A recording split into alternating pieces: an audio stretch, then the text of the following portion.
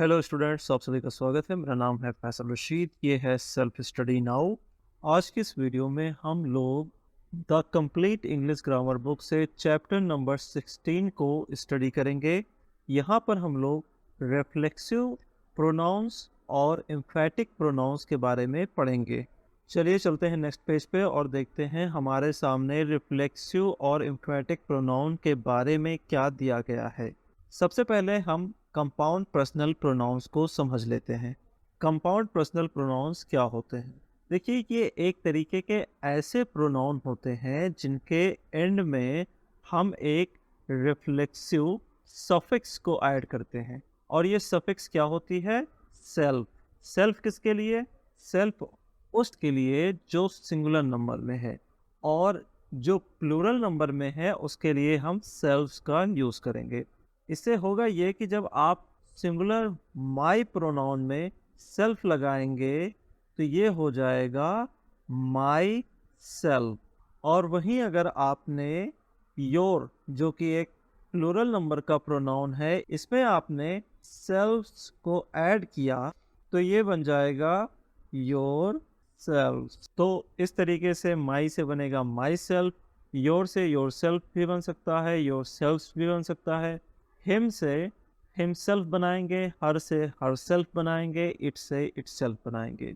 और जब हम प्लूरल नंबर के पर्सनल प्रोनाउन की बात करेंगे तो हम आवर से आवर सेल्फ बनाएंगे, योर से योर सेल्फ बनाएंगे, और देम से देम सेल्फ बनाएंगे। चलिए अब नेक्स्ट पेज पे चलते हैं। यहाँ पर हमें रिफ्लेक्सिव प्रोनाउन के बारे में बताया गया है। रिफ्लेक्सिव प्रोनाउन क्या होते हैं? देखिए, रिफ्लेक्सिव प्रोनाउन ऐसे प्रोनाउन होते हैं जिनका यूज़ हम तब करते हैं जब एक सेंटेंस में दिया गया सब्जेक्ट डूअर भी होता है, यानी कि काम करने वाला भी होता है, और रिसीवर भी होता है, यानी कि उसी के साथ काम किया जाता है, या फिर जो काम उसने किया है उसका असर वापस से उसी के ऊपर पड़ता है। जैसे आप यहाँ देख सकते हैं, यहाँ पर लिखा हुआ है I challenged myself to run the race. अब यहाँ पर सब्जेक्ट कौन है? आई है। आई ने क्या काम किया है? चैलेंज किया है। किसको चैलेंज किया है? खुद ही को चैलेंज कर दिया है। ठीक है, तो यहाँ पर इसने जो काम किया उसका असर किसके ऊपर पड़ रहा है? उसका असर वापस से आई के ऊपर ही पड़ रहा है।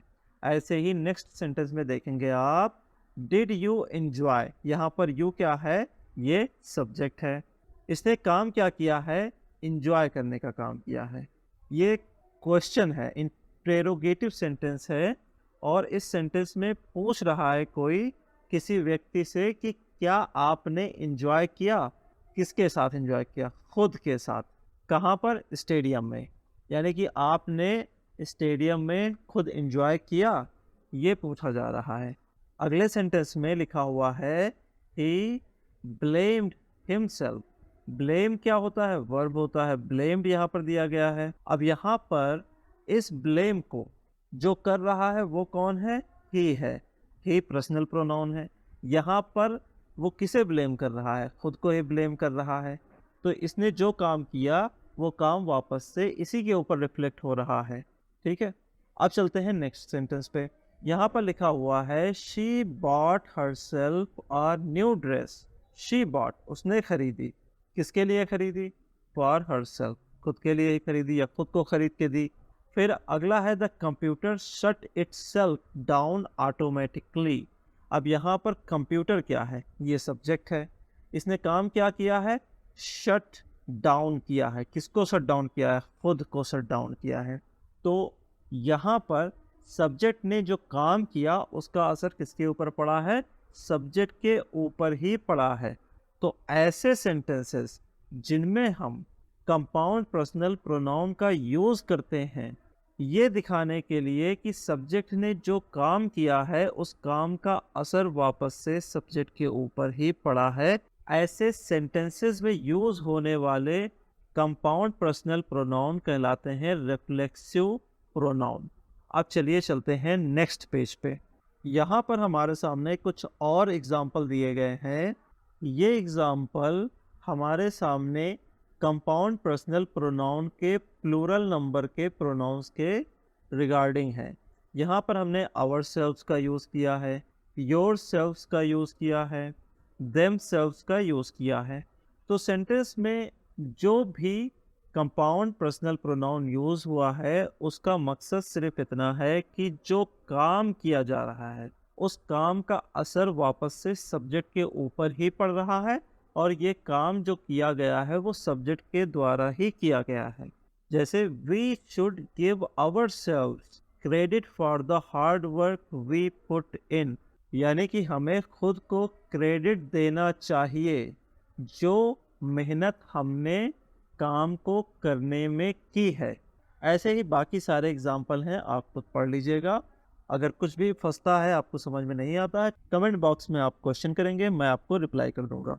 चलिए अब चलते हैं नेक्स्ट पेज। यहाँ पर हमें ऐसे रिफ्लेक्सिव प्रोनाउंस के बारे में बताया गया है या फिर ऐसे कंपाउंड पर्सनल प्रोनाउंस के बारे में बताया गया है जिनका यूज़ हम ये बताने के लिए नहीं कर रहे हैं कि जो सब्जेक्ट ने काम किया है उसका उल्टा सब्जेक्ट के ऊपर ही असर हुआ है, बल्कि ये बताने के लिए कर रहे हैं कि जो सब्जेक्ट है इस सेंटेंस का उसको हम ज़्यादा एम्फेसाइज कर रहे हैं, ज़्यादा इम्पोर्टेंस दे रहे हैं।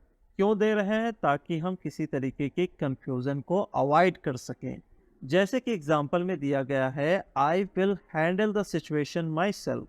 यहाँ पर कहा यह जा रहा है कि मैं ये सिचुएशन खुद ही हैंडल कर लूँगा। अब ये जो खुद ही है यही है माई सेल्फ। खुद के ऊपर ज़्यादा फोकस किया जा रहा है, एम्फेसाइज किया जा रहा है, खुद को इम्पोर्टेंस दी जा रही है। ऐसे ही नेक्स्ट सेंटेंस है, you yourself have the power to make a difference. आप में खुद ही ये ताकत है कि आप परिवर्तन ला सकते हैं। He himself prepared the entire presentation. उसने खुद ही पूरी प्रेजेंटेशन तैयार की।